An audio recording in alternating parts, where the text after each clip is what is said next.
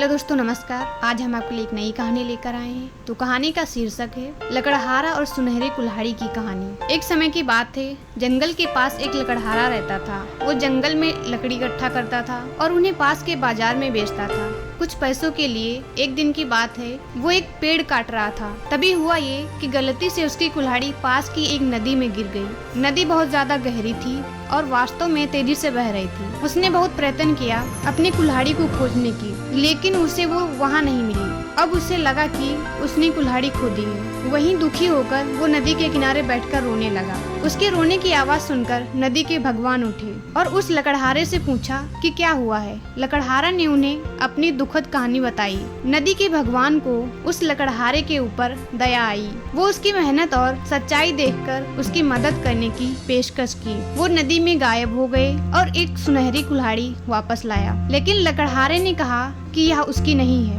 वो फिर से गायब हो गए और अब की बार उन्होंने चांदी की कुल्हाड़ी लेकर वापस आए, लेकिन इस बार भी लकड़हारे ने कहा कि ये कुल्हाड़ी उसका भी नहीं है। अब नदी के भगवान पानी में फिर से गायब हो गए और अब की बार वो एक लोहे की कुल्हाड़ी के साथ वापस आए। लकड़ी का कुल्हाड़ी देखकर लकड़हारा मुस्कुराया और कहा कि यह उसकी कुल्हाड़ी है। नदी के भगवान ने लकड़हारे की ईमानदारी से प्रभावित होकर उसे सोने और चांदी की दोनों कुल्हाड़ियों से भेंट किया। सीख, इस कहानी से हमें ये सीख मिलती है कि ईमानदारी सर्वोत्तम नीति है। अगर ये कहानी आप लोगों को अच्छी लगी है तो मेरे चैनल को लाइक, शेयर एंड सब्सक्राइब करें। धन्यवाद।